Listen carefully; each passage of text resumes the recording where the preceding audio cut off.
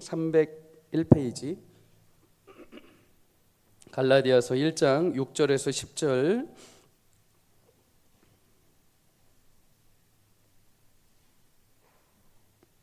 우리 6절부터 10절까지 한 목소리로 함께 합독하겠습니다.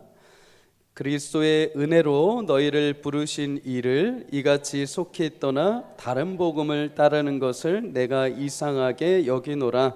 다른 복음은 없나니 다만 어떤 사람들이 너희를 교란하여 그리스도의 복음을 변하게 하려 함이라. 그러나 우리나 혹은 하늘로부터 온 천사라도 우리가 너희에게 전한 복음 외에 다른 복음을 전하면 저주를 받을지어다. 우리가 전에 말하였거니와 내가 지금 다시 말하노니 만일 누구든지 너희가 받은 것 외에 다른 복음을 전하면 저주를 받을지어다. 이제 내가 사람들에게 좋게 하랴 하나님께 좋게 하랴 사람들에게 기쁨을 구하랴. 내가 지금까지 사람들의 기쁨을 구하였다면 그리스도의 종이 아니니라. 아멘. 오늘 본문을 가지고 유일한 복음 오직 예수라는 제목으로 말씀을 나누겠습니다. 바울은 갈라디아 지역 교인들에게 안타까운 마음으로 서신을 보냈죠. 그 이유는 처음에 들었던 복음의 길에서, 은혜로 받은 복음의 길에서 이들이 떠나 있는 겁니다. 그 이유는 예루살렘 유대에서 온 자칭 교사들, 일면 거짓 교사들이 다른 복음을 가르쳤기 때문이죠. 은혜 위에 다른 무엇인가를 더 얹어야 구원을 받을 수 있다. 다른 복음을 듣자마자 이 갈라디아 성도들이 굉장히 신속하게 그 복음에서 이탈을 해버립니다. 그래서 오늘 1장 6절을 이렇게 말하죠. 그리스도의 은혜로 너희를 부르신 이를 이같이 속히 떠나 다른 복음을 따르는 것을 내가 이상하게 여긴다. 바울이 이상하게 여기는 것, 복음을 듣고 잘 신앙생활 하다가 어떻게 다른 복음을 듣고 그렇게 신앙에서 돌아설 수 있는가? 그것도 굉장히 신속하게. 물론 신속하다라는 건 빠른 것도 있지만 그렇게 명확하게 완전히 다른 곳으로 갈 수 있느냐라는 말입니다. 보통 우리가 고가의 물건을 구입을 할 때 신중하게 고민을 하죠. 내가 예를 들어서 뭐 몇백, 몇천짜리를 사는데 그냥 대충 사 이러는 사람은 없습니다. 신중하게 또 골라보고 확인을 하고 또 이게 싼지 저게 싼지 이게 정품 맞는지 다 확인을 하고 구입을 합니다. 여러분 무엇인가를 살 때에도 신중하게 구입을 하는데 바울이 생각하기에 이 복음은 값없이 따질 수 없는 귀한 것이고 귀한 생명을 내주신 예수님을 통해서 우리의 영생이 걸린 문제인데 이 복음을 버리고 다른 말을 듣고 어떻게 그렇게 성도로서의 자리를 벗어나서 신속하게 다른 길을 갈 수 있는가? 그래서 떠나다라는 말은 자리를 옮기다, 복음의 길에서 벗어난다라는 말입니다. 출애굽기 32장 8절에도 보면은 광야에서 모세가 시내산에 하나님의 말씀을 받기 위해서 올라갔을 때 그 아래에 있던 이스라엘 백성들이 금송아지를 만들고 신속하게 주님을 배도하는 장면이 나옵니다. 출애굽기 32장 8절 함께 볼게요. 시작. 그들이 내가 그들에게 명령한 길을 속히 떠나 자기를 위하여 송아지를 부어 만들고 그것을 예배하며 그것에서 제물을 드리며 말하기를 이스라엘아 이는 너희를 애굽 땅에서 인도하여 낸 너희 신이라 하였도다. 아멘. 속히 떠나 자기를 위하여 금송아지를 만들었다. 하나님 이스라엘 백성들에게 명령하신 길이 있습니다. 그 길에서 속히 떠났다고 하죠. 그 길은 삶의 방식입니다. 태도입니다. 전인격적인 성도의 인생이죠. 하나님이 이스라엘 백성들에게 요청하신 인생의 길은 크게 두 가지입니다. 하나는 십계명이죠. 너는 나 외에 다른 신을 두지 마라. 하나님만이 오직 유일한 하나님이시요 온 우주 만물을 창조하신 하나님이 너희의 주관자이시다. 다른 것 바라보지 마라. 두 번째는 그 유일한 하나님을 주로 섬기며 말씀에 순종하라는 것입니다. 하나님 말씀을 따르고 순종한다는 것은 사실은 어떤 행위도 있지만 관계가 된다는 거죠. 관계. 흔히 우리가 하나님을 사랑합니다라고 했을 때 하나님은 그거에 대한 어떤 고백도 또 우리의 감정도 받으시지만 요한일서 5장 3절에 보면 우리가 하나님을 사랑하는 것은 이것이니 그의 계명들을 지키는 것이다 이렇게 말씀을 합니다. 하나님을 사랑한다는 것은 그냥 입술로 고백하는 것이 아니라 하나님과 내가 관계하고 하나님이 기뻐하시는 삶을 내가 살아가는 것, 그게 하나님을 사랑한다는 것이죠. 종합해 보자면 하나님이 이스라엘 백성들과 언약을 맺으시고 이제부터 하나님의 귀한 백성이 되게 하셨으니 하나님과 관계하고 하나님의 말씀을 청종하며 하나님 너희에게 허락하신 복을 누리며 살라는 것입니다. 그런데 이 모든 복을 어떻게 주셨느냐? 조건 따지지 않고 은혜로 주셨습니다. 은혜로, 선물로 주신 거죠. 하나님이 먼저 찾아오신 것입니다. 하나님이 먼저 조건을 내거셔서 야, 내가 이런 조건들이 있는데 이거 잘 지키면 너희가 내 백성이 되고 요거 좀 더 잘 지키면 내가 준비한 복을 줄게가 아니라 먼저 하나님이 찾아오셔서 너희 내 백성 되라. 나 너 하나님 될 거다. 그리고 너희한테 예비한 구원받을 자녀들의 복이 있는데 이 복을 너희한테 내가 예비해놨다. 나와 관계하면서 내 말 안에 거하며 그 복을 영원토록 누리자. 찾아오신 것이 하나님이십니다. 그런데 이 은혜의 복음을 들었음에도 이스라엘 백성들이 어떻게 하는가? 속히 도망쳐버립니다. 싫다는 거죠. 왜 이스라엘 백성들이 이 은혜의 선물을 저버리고 금송아지를 만들었는가? 출애굽기 32장 8절에 자기를 위하여 금송아지를 만들었다. 자기를 위하여 만들고 자기가 그거 예배하고 자기가 그거 하나님이라고 말하는 것입니다. 여러분, 여전히 남아있는 자기 때문에 그렇습니다. 자신 때문에. 사실 여러분, 은혜라는 게 나 자신을 비워야 은혜가 들어올 수 있습니다. 나 자신이 내 안에 나를 비워야 그 은혜의 새로운 물줄기가 채워질 수 있는 것입니다. 누군가가 나에게 예상치 못하는 선물을 베풀어 줄 때 여러분 어떤 생각을 하십니까? 정말로 기쁨으로 선물을 받을 수 있는 방법이 있는데 그게 뭐냐면 아무 계산하지 않고 받는 겁니다. 그냥 주셔서 감사합니다 하면 그 선물이 귀한 은혜로 나에게 오는 거죠. 그런데 우리는 보통 누군가 선물을 할 때 일단 무슨 생각을 할까요? 이거 왜 주지? 이게 뭐지? 이게 무슨 꿍꿍이지? 이게 나중에 갚아야 되나? 무슨 의도가 있는 거지? 일단 이런 생각이 있으면 그 선물이 은혜로 안 다가오는 거죠. 오히려 받는 사람 입장에서 자기 자신을 비우고 다른 이해적인 생각을 내려놔야 그게 선물로서의 은혜로 내게 찾아오게 됩니다. 오늘 갈라디아 교인들의 도전과 어려움은 사실 엄밀히 말하면 유대 예루살렘에서 온 거짓 교사들부터 시작이 된 거죠. 이들은 예수님을 믿지만 동시에 마음에 그래도 우리에게만 주신 율법, 그래도 우리 히브리 민족에게 허락하신 할례, 이거 해야 하나님 나라에 갈 수 있다는 겁니다. 예수님 믿는 거 맞는데 그래도 여전히 우리가 가지고 있는 거 해야 된다니까요. 내한테 우리 민족에게 주신 거 해야 그래도 천국 갈 수 있다. 그 가르침을 갈라디아 교인들에게도 전파해 버린 겁니다. 복음의 은혜를 은혜로 받아야 하는데 여전히 자신들이 살아온 민족의 혈통적인 자존심, 자신들만이 가지고 있는 율법, 자신들에게 행하라고 하신 할례의 어떤 전통성들의 생각을 비우지 못하니까 은혜가 은혜로 들어오지 못하는 거죠. 우리가 신앙생활을 하면서 가장 주의해야 될 대상이 있다면 여전히 비우지 못하는 내 자아입니다. 성경은 우리에게 말씀하시기를 예레미야 3장 23절에 아침마다 주의 인자와 긍휼이 무궁하며 주의 성실이 크도다라고 말씀을 합니다. 아침마다 새롭다라는 것은 전날에 하나님이셨던 은혜로 오늘 살아가는 게 아니라 오늘 아침 하나님이 나에게 눈을 뜨게 하시고 오늘도 새로운 은혜를 베푸신다는 겁니다. 내가 오늘 어제 아무리 아픔과 절망과 눈물로 잠을 들었다 하더라도 내 하나님이 오늘 다시 새롭게 하시는 하루와 선물을 주신다는 겁니다.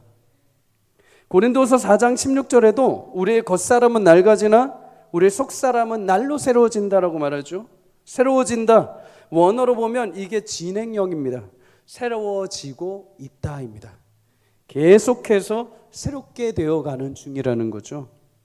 나의 육신의 겉모습은 시간이 지나면 약해질 수 있고 아플 수 있고 병에 들 수 있지만 내 속사람, 그건 하나님의 은혜 안에 붙들려 있는 내 속사람은 시간이 갈수록, 내일이 지나고 내일 모레가 가면 갈수록 매일 하나님의 은혜가 충만하게 넘친다는 겁니다. 은혜로 그걸 주신다는 거예요. 근데 그 은혜를 우리는 매일 아침마다 잊어버립니다. 매일 아침에 일어나서 하나님 오늘 하루에 그 귀한 은혜를 내게 베풀어 주십시오 하기보다도 휴대폰 보기에 바쁘고 일하기에 바쁘고 오늘 해야 될 일이 산더미처럼 내게 물려오는 중압감에 바쁘다는 거죠. 여러분, 예수님은 우리를 천국으로만 인도하는 분이 아니라 세상에 매일 은혜로 우리를 새롭게 하시는 분이십니다. 오늘 일상의 새로운 날을 계획하고 예수님은 나와 함께 동행하시며 새로운 지혜와 은혜를 공급해 주시는 줄 믿습니다.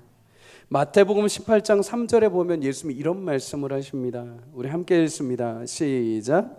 이르시되 진실로 너희에게 이르노니 너희가 돌이켜 어린 아이들과 같이 되지 아니하면 결단코 천국에 들어가지 못한다. 아멘. 어린아이, 원어로 파이디온이라고 하죠. 나이가 어린이뿐 아니라 전적으로 부모를 의지하고 신뢰해야 될 어린이. 왜 예수님은 어린아이와 같이 되기를 바라셨는가? 물론 요즘 어린아이들이라고 다 착하지는 않습니다. 그러나 보편적인 의미에서 보자면 어린아이들은 사실 조건을 따지지 않습니다. 계산하지 않죠. 놀랍게도 놀이터에 아이들을 데리고 가면 깜짝깜짝 놀라는 게 있습니다. 그게 뭐냐면 아이들은 분명히 처음 보는 아이인데 놀이터 가면 5분 만에 친구가 됩니다. 나중에 막 놀다가 집에 갈 때 너 쟤 알아? 그러면 몰라. 근데 왜 놀아? 만났으니까 놀아. 이런 거죠. 어른들은 다릅니다. 어른들은 계산이 들어가기 시작하죠. 이 사람이 나에게 도움이 될 만한가? 나에게 왜 말을 걸지? 무슨 의도이지? 그래서 어른이 되면 친구 사귀는 게 굉장히 쉽지 않습니다. 내가 내 안에 가득하기 때문이죠. 그러나 어린이들은 계산하지 않습니다. 그냥 같이 노는 겁니다. 얘가 어디 아파트에 사는지, 어디 집에 사는지, 아빠가 누구인지, 얘가 성적이 좋든지 말든지, 혈액형이 A형인지 B인지 모릅니다. 그냥 좋은 겁니다. 그냥 같이 즐겨하는 겁니다. 체구는 작지만 그 안에 백지와 같은 커다란 종이가 아이들 안에는 있는 거죠. 굿딜 스토어라는 비영리 스토어가 있습니다. 체인점으로 제가 알고 있는데 판매점이죠. 예전에 그 사업장 하시는 성도님 간증을 들은 적이 있습니다. 거기에는 이렇게 지적장애가 있는 어린이부터 청년까지 해가지고 이렇게 일을 합니다. 기부받은 옷, 생활용품, 또 어떤 필기도구들을 받으면 그걸 깨끗하게 해가지고 다시 재판매를 하는 거죠. 근데 그 성도님이 아침마다 이 지적장애가 있는 청년들하고 큐티를 한다는 겁니다. 큐티. 우리가 생각했을 때 미안한 말이지만 지적장애인데 어떻게 큐티를 할 수 있을까라고 생각할 수 있습니다. 10살, 많게는 20살의 지적인 능력이 떨어져 있는 아이들인데 어떻게 가능한가? 그런데 그 성도님이 간증하기를 아이들과 아침에 큐티를 하면 너무 행복하다는 겁니다. 큐티를 하면 말씀을 읽다가 뜬금없이 그런 질문을 한대요. 예수님은 어떤 과일 좋아하실까? 그러면 이제 한 아이가 예수님은 감을 좋아하실 거야. 왜? 감이 이쁘잖아요. 아니야, 예수님 포도 좋아하셔. 포도. 왜? 예수님 그래서 처음에 포도 가지고 포도주 만드셨잖아요. 우리가 보기에는 일리가 없어 보이죠. 그런데 여러분, 그 사장님이, 그 성도님이 그 아침만 되면 자기는 너무 행복하대요. 천사들과 같이 있는 것 같아요. 천사들과. 여러분, 예수님은 우리에게 그렇게 하라고 하십니다.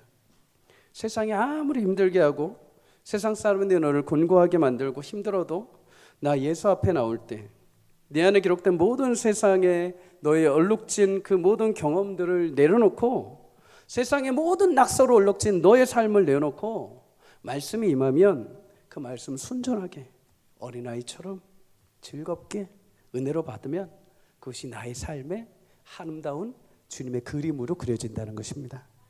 사랑하는 여러분, 때로 너무 많은 계산과 너무 많은 생각이 우리 안에 있어서 주의 말씀이 들어올 자리가 없습니다.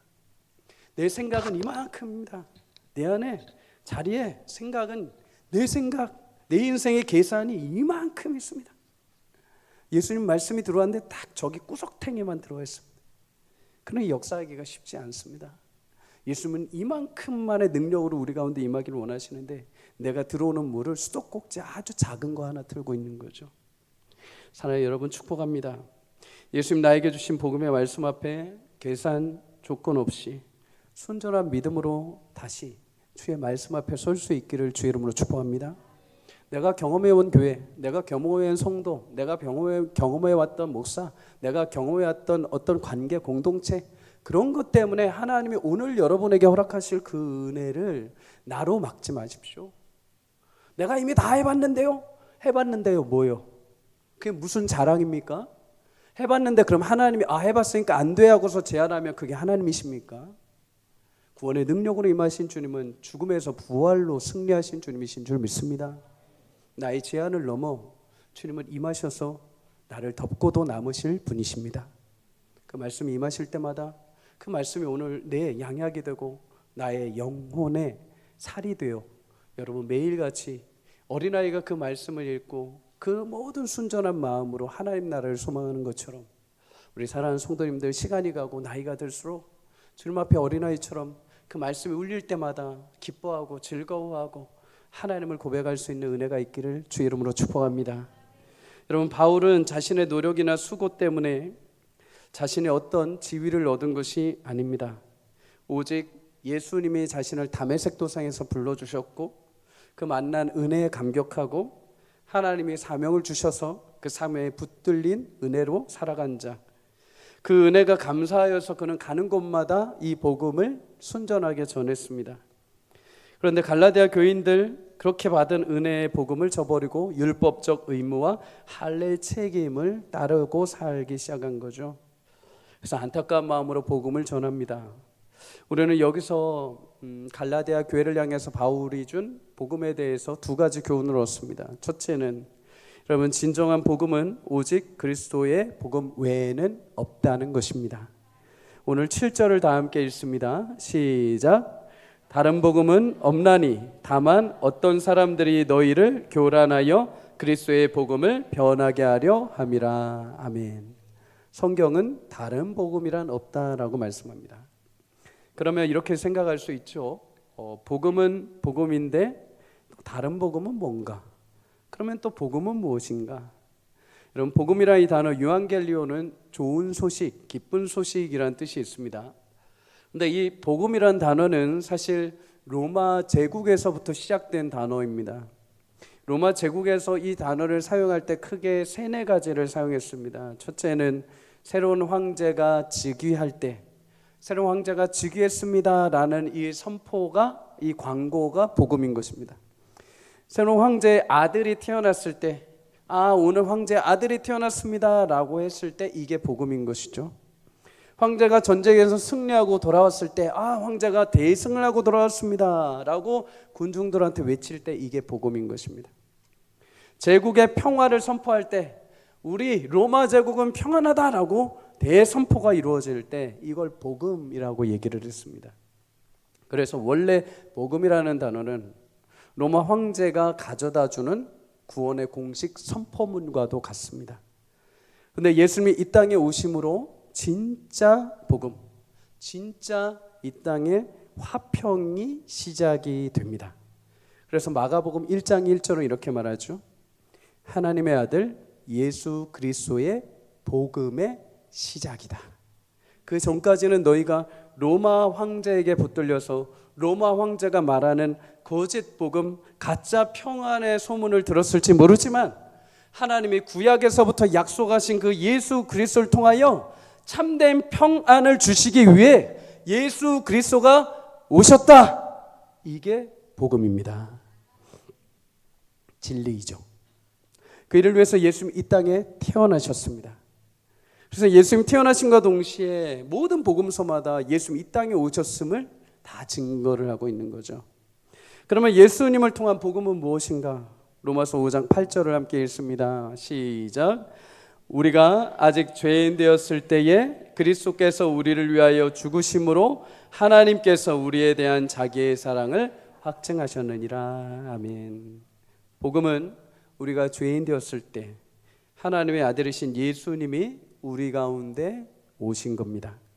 예수님 오셔서 인생의 모든 고난과 죄로 인한 고통을 당하시고 마침내 나를 대신해서 십자가에서 죽으시고 부활하심으로 하나님의 자녀가 되는 권세와 은혜를 주셨습니다. 그래서 복음은 죄인된 우리에게는 해방의 기쁨의 소식입니다. 동시에 인생에게 시련과 절망과 낙심 가운데 살아가는 자들에게는 부활의 주님께서 내 안에 오셔서 고린도서 5장 17절의 말씀처럼 나를 이제 새롭게 해주신 것입니다.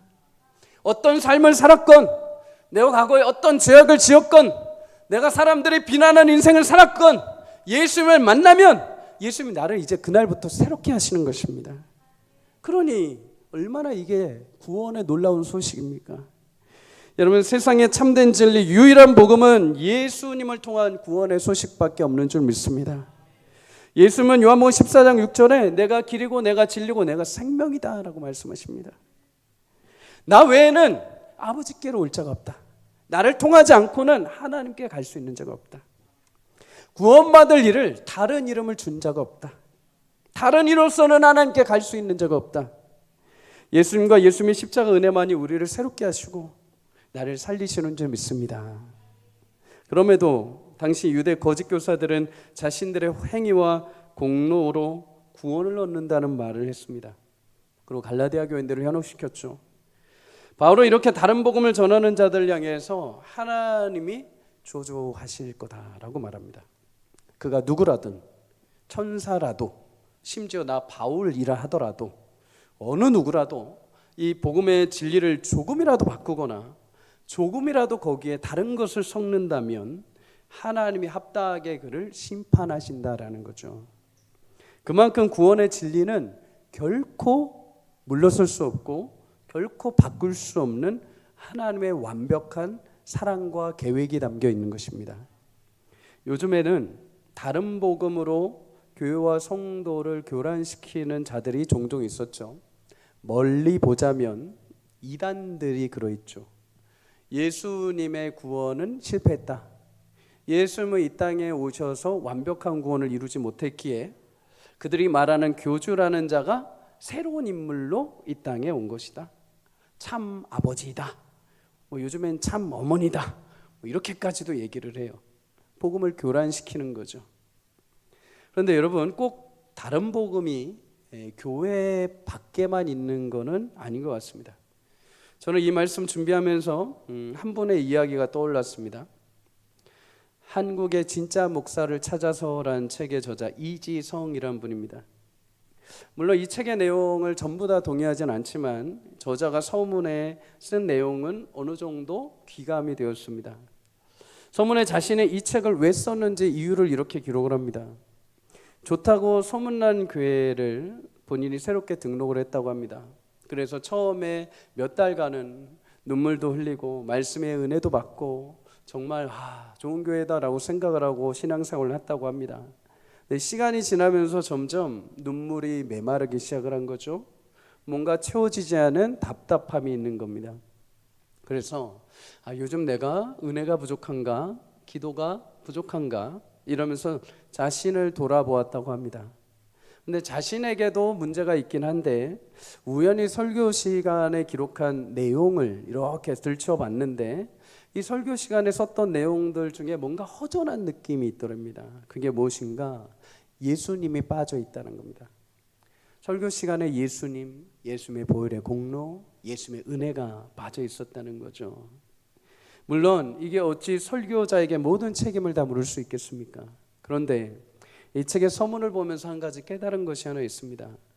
우리가 주일날 예배하며 말씀을 나누는데 물론 우리가 완전히 이상한 다른 복음을 나누지는 않습니다. 그러나 혹시라도 다른 복음은 아니지만 유사 복음으로 주일 강단을 채우고 있지는 않은지, 저와 여러분이 정말 영적으로 풍성하게 살찌워져서 돌아가야 되는데 빈약한 인스턴트 말씀, 유사 복음을 듣고 정작 그 안에 생명이신 예수님은 계시지 않고 십자가 보혈의 공로는 사라진 채 뭔가 듣기에는 편하고 뭔가 듣기에는 나이스해 보이고 뭔가 이 설교 듣고 나면 뭔가 내가 우쭐해지는 그런 이야기들로 가득 차 있지는 않은가, 다시 한번 돌아보게 되었습니다. 여러분, 다른 복음은 없습니다. 오직 우리를 살게 하시는 예수 그리스도, 그분의 십자가 보혈의 은혜만이 우리를 새롭게 하시고 살게 하시는 줄 믿습니다. 성경은 그런 의미에서 신비한 은혜와 능력이 있습니다. 인생이 고달프고 어려운 사람이 와서 힘들다라고 할 때 성경은 딱 한 번만 말합니다. 예수 그리스도. 아프고 육체적인 어려움과 상처가 가득한 자가 와도 성경은 딱 하나만 얘기합니다. 예수 그리스도. 인생의 고달픈 과정을 지나온 자들이 모처럼 교회 딱 왔는데 성경은 딱 하나만 얘기합니다. 예수 그리스도. 처음에 예수님을 들은 사람들이 이해되지 않을 겁니다. 나는 지금 이 문제가 있고 저 문제가 있고 힘들고 아프고 깨지는데 왜 자꾸 예수님만 말하냐? 네, 여러분, 예수님이 지금 내가 당하는 고난, 지금 내가 아픈 육체의 현실, 내가 답답한 그 처절한 상황, 나의 마음에 모나고 깨어진 마음조차도 그거를 위해서 십자가에 달려 죽으시고 부활하셨기 때문입니다. 그래서 예수님을 향하면 내 안에 있는 모든 괴로움과 아픔을 예수님이 짊어지고 죽으셨기에 우리는 그 예수님을 향할 때 회복되고 살게 되는 은혜를 주실 줄 믿습니다. 여러분, 우리 예수님을 더욱 바라보는 신실한 성도여 교회가 되기를 주의 이름으로 축복합니다. 예수님 안에 답이 있는 줄 믿습니다. 예수님이 다 이루신 줄 믿습니다. 예수님 품 안에 가면 그 십자가 앞에 가서 눈물 흘리고 애통할 때 하나님께서 나의 마음을 만져주시고 나의 기도 제목을 바꿔주시고 나의 보는 시야와 나의 마음을 새롭게 하셔서 삶은, 상황은 변화되지 않았다 하더라도 살아가는 나를 새롭게 하시어 하나님의 은혜의 역사에 흘려보내실 줄 믿습니다. 마지막으로 주시는 교훈이 있습니다. 복음에 붙들린 사람은 하나님을 기쁘게 하시는 삶을 산다는 거죠. 오늘 10절을 다 함께 읽습니다. 시작. 이제 내가 사람들에게 좋게 하랴, 하나님께 좋게 하랴, 사람들에게 기쁨을 구하랴. 내가 지금까지 사람들의 기쁨을 구하였다면 그리스도의 종이 아니니라. 아멘. 구약에 보면 대표적인 왕, 두 왕이 등장합니다. 이스라엘의 초대 왕 사울, 그 다음 왕인 다윗. 우리는 늘 사울과 다윗을 대조해 가면서 많은 영적인 교훈을 얻습니다. 반면 교사도 삼고. 하나님이 사울을 세우셨지만 사울을 패하시고 다윗을 세우셨다는 것은 여러분 다 아실 겁니다. 그렇다면 왜 하나님이 사울을 패하신지 결정적인 사건이 하나 있습니다. 사무엘상 15장에 아말렉과 이스라엘 백성들이 전투를 하는데 하나님은 아말렉을 모두 진멸하라라고 말씀을 하십니다. 아말렉은 우리가 몇 주 전에 나누었던 것처럼 이스라엘 백성들의 가장 후미, 약한 쪽을 치고 들어왔던 민족이기도 하죠. 하나님은 항상 그 민족에 대해서 반드시 심판할 것을 명령하셨습니다. 그런데 사울이 백성들과 함께 아말렉의 왕을 살려줍니다. 그리고 자신들 눈에 보기에 좋은 양과 소와 기름진 것들을 모두 다 남깁니다. 좋지 않고 하찮은 것들만 불태워버립니다. 하나님 명령을 받았음에도 자기 기준에 따라서 행동을 하기 시작한 거죠. 물론 사울에게 변명거리가 있었습니다. 사무엘상 15장 27절에 보면 사울이 사무엘에게 이르되 내가 범죄하였나이다. 내가 여호와의 명령과 당신의 말씀을 어긴 것은 내가 백성을 두려워하여 그들의 말을 청종하였습니다. 그는 더 이상 이제 하나님의 종이 아니라 사람들의 종이었던 거죠. 하나님의 마음에 합하기로 살아가는 것이 아니라 자신의 수고와 노력을 사람들에 보이기 위해서 사람의 마음에 합한 자로 살아가려고 시작을 한 겁니다. 그러니 여러분, 하나님께서 점점 사울의 마음을 거두신 거죠. 심지어 사울은 사무엘상 15장 30절에 이 큰 죄를 범하였음에도 마지막으로 사무엘에게 뭐라고 하는지 아십니까? 내 백성의 장로들 앞과 이스라엘 앞에서 나를 높이사 나와 함께 돌아가서 하나님께 경배하소서. 혼자 가면 체면이 서지 않습니다. 그러니 사무엘, 당신이 나와 함께 가주시고 나의 체면을 위해서 좀 같이 예배하자는 겁니다. 그래도 내가 왕인데 내 백성들 앞에서 내가 체면 구기게 당신한테 한 소리 듣고 내가 나중에 혼자 가면 안 되지 않습니까? 그래, 우리 친한 척하고 같이 가서 하나님 앞에 나 범죄 안 한 것처럼 그래도 나 속으로 내 회개할 테니까 겉으로는 좀 내 체면 좀 살려주십시오.